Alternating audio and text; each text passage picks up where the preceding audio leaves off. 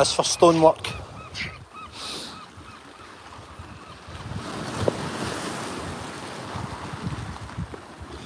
Granite.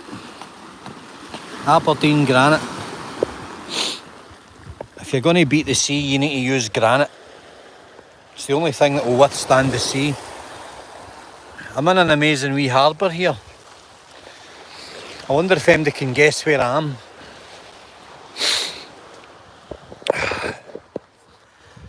This wee harbour was built originally in 1607. I know that because it's one of my favourite places in all of Scotland. And I love harbours.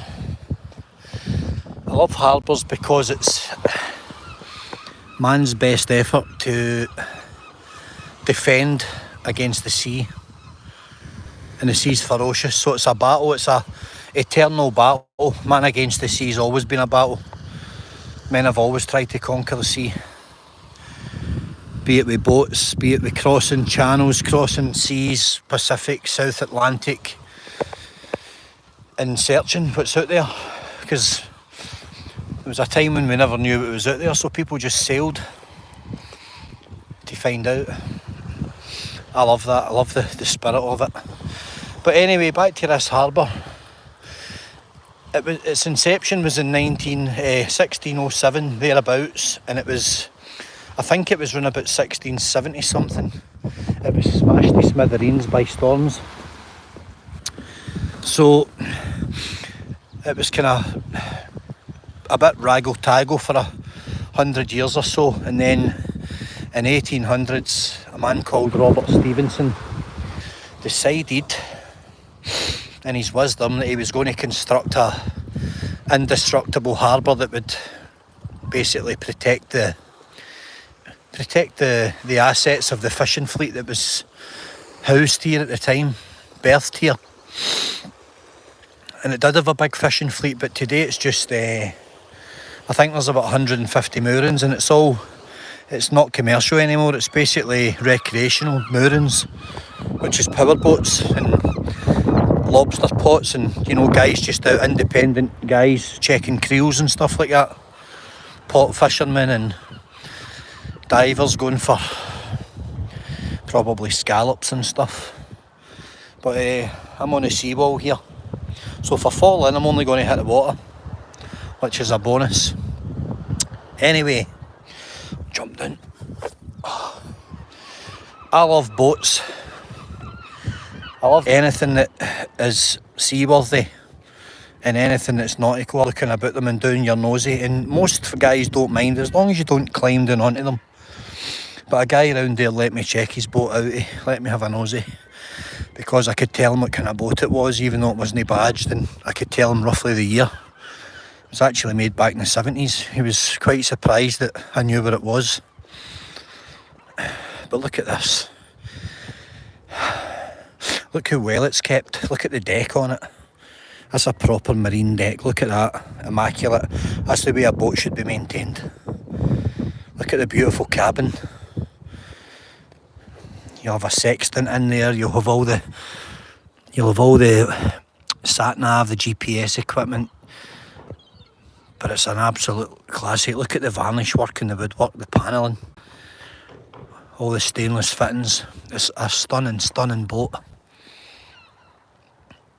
You can see it's got the stove and the basin and stuff. It's got a beautiful cabin, a lot of original features. This boat will be 30 or 40 years old, easily. Easily. Beautiful, beautiful boat, and it's so well maintained. This is someone's absolute pride and joy.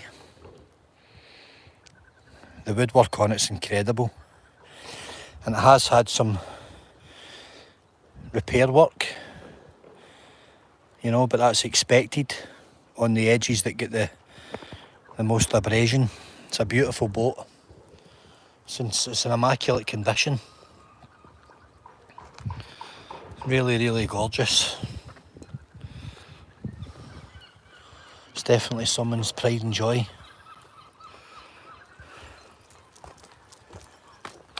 Yeah, it's a cracker. So, as I say, This is a beautiful harbour, and it was built, the harbour as you see now was built by Robert Stevenson. I think it was maybe about 1827, something like that, 1820s. And he decided he would build it to withstand pretty much anything, and so far he was right.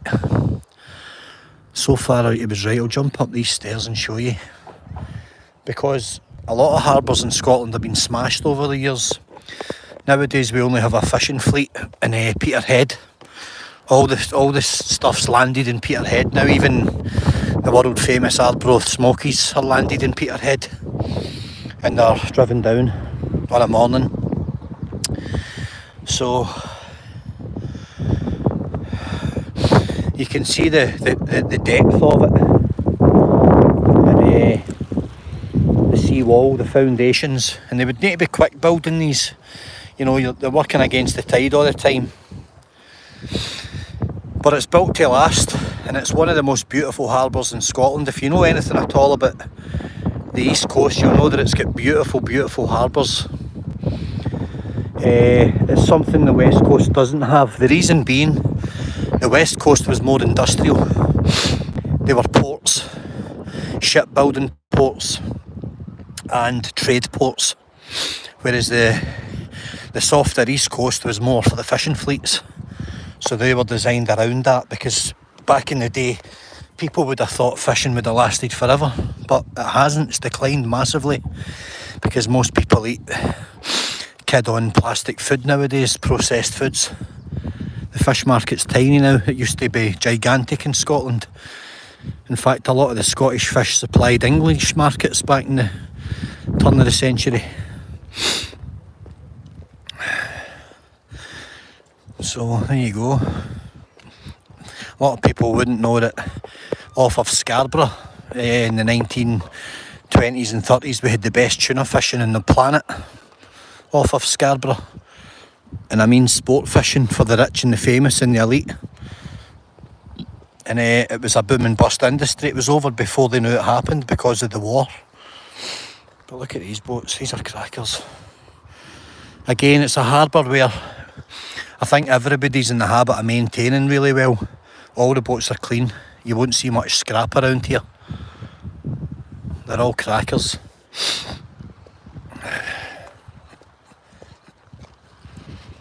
And most of them are independent guys, you know.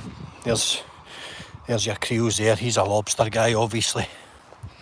He'll go out, check his pots, see what's in them. And he'll have a buyer for it, I'd imagine, or it could be a hobby. But I would say these days it's an expensive hobby, so he will probably be selling them to the local restaurants. You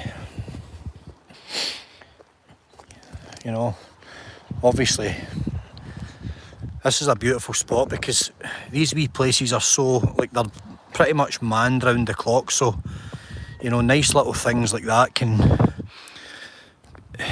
There's a lovely little shelter, look.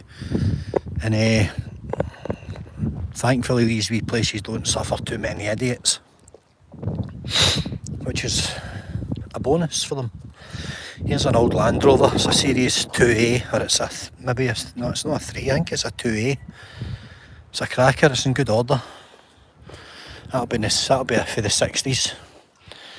I would say 68, maybe 72, 73, something like that.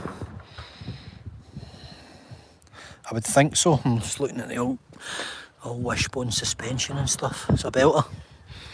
Old guys rule, look. You're right, they do. And there's the fishermen's huts. There's a wee workshop here, look. There's all these stuff, see? You'll not mind me looking in. There's all these bits and these bobs. Seen an old Seagull engine there.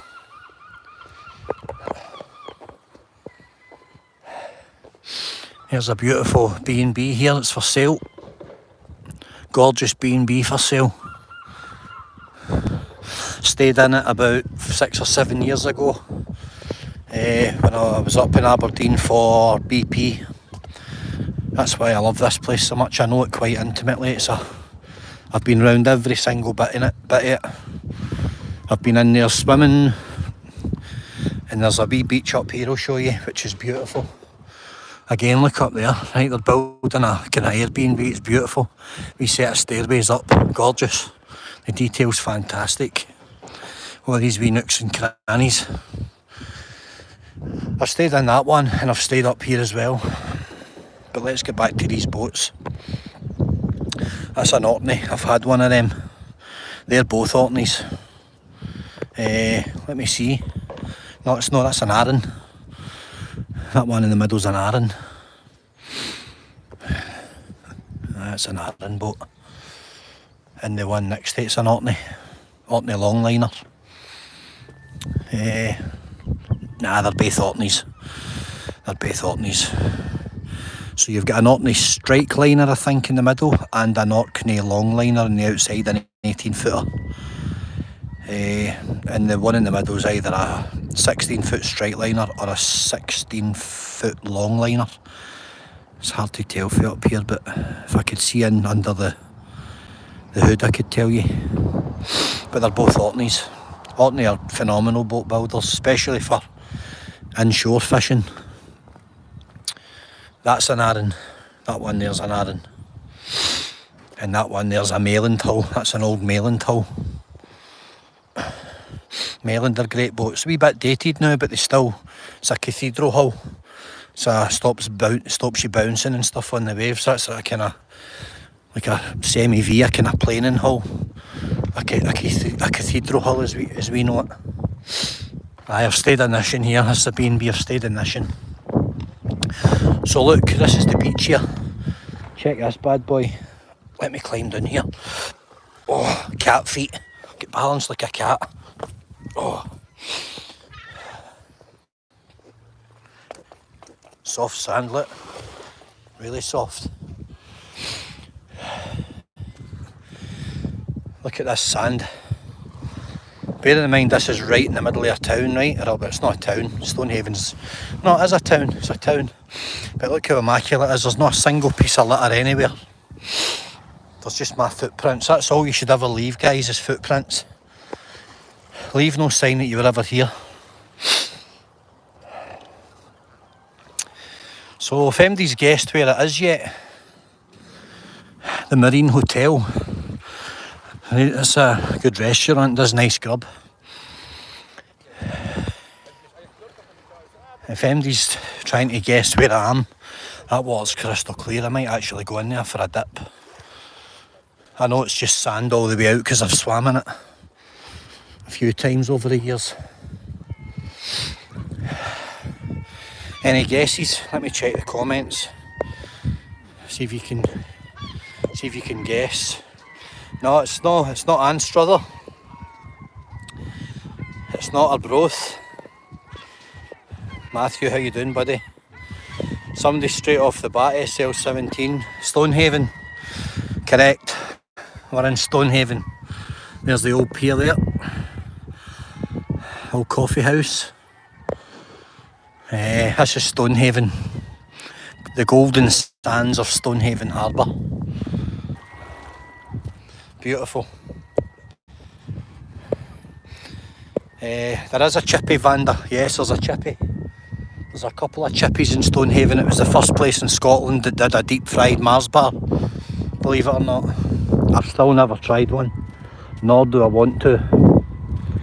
When you've tasted a good bit of halibut or a good bit of monkfish, you wouldn't waste your time. And here's a nice boat here. Look at this.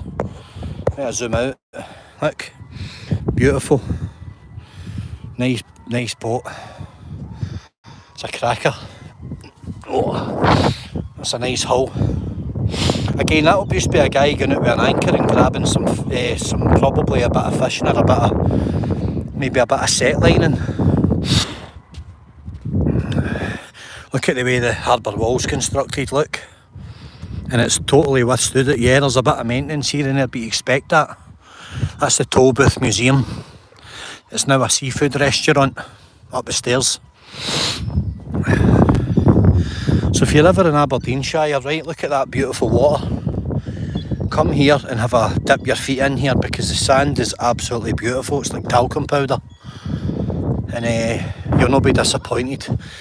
Look guys, what I'm saying, right, I notice the finer details. I've got good eyesight and I'm always looking for things that are looked after. Right, now look along this wall line. Litter always corrects in the flow, right, but look, there's nothing anywhere. Look around, look at that. Place is absolutely immaculate. Amazing place, honestly. I think that's fantastic that they take it so serious, that they keep it so clean. Again, it goes over the back there and it's just there's a young seagull getting fed, demanding its mother still feed it. Look, it's too lazy to go and look for its own grub. Spoiled rotten. Look at it, demanding. Greedy bugger. Anyway, look at this. I'll just get the shoes off the now. Oh. Oh yeah. Oh, it's beautiful. Beautiful. Now you're talking. And it's crystal clear. Well guys, this is Stonehaven Harbour. Next few days there'll be a lot more of this. It's really an amazing place, and I don't know, there's just something magical about these harbours. As I say, I like to think back to the old times when men worked with their hands and their minds and nothing else, and if they didn't go up and they didn't get out and do it, then they didn't eat. And we had no convenience. We had a local butcher, fishmonger and greengrocer, and that was it, and he got all the business and all the trade. But yeah, bring back those times anytime, because modern times are just there's just too much in the way of convenience, which is, it weakens the mind and it dilutes the spirit. Public toilets, immaculate. Beautiful wee place. These are all the fishermen's huts, or the lots as they call them, where they keep all their baskets and all their knitting, net makers, all the skill sets that have been lost. How many men these days can knit? I can knit. I can knit nets. I can put in slip rings, I can do all of that. But not everybody is into that kind of thing. And here's the back end, or the seawall, the defences. And the actual beach is over there. Stonehaven's main beach is beautiful as well. A couple of boys out in the jet skis there. It is a natural harbour, it comes in, you can see why they chose this area. But you still have to keep out of those big east coast storms. So Robert Stevenson was clearly the man, because that harbour stood the test of time for 200 odd years without a breach or a break. That's quite remarkable. When you see some of the weather that the east coast gets battered with. It's one of those places you could come and spend the day here. And some of the insides of the buildings, like the museum building and stuff, the stonework is absolutely phenomenal. They're beautiful buildings, they're really well maintained. The whole place is. One thing about Stonehaven and the east coast in general, it's really clean. Believe that, it's really clean, it's spotlessly kept and maintained, which is brilliant. There's the, look, north, south, it's a bit of a kind of sundial, see it? Old ancient sundial, somebody's hand carved it all. Quite awesome.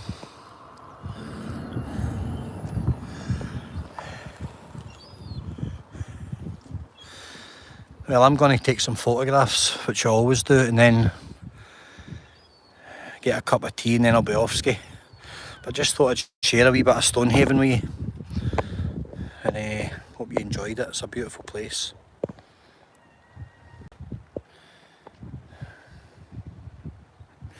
Frankie Clark, see that wood you're talking about with the wild garlic? I was in it earlier. I know exactly what you're talking about.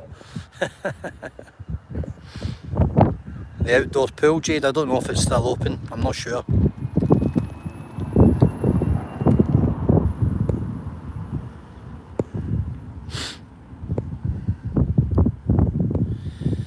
Yep, it's some place. It's beautiful, really is.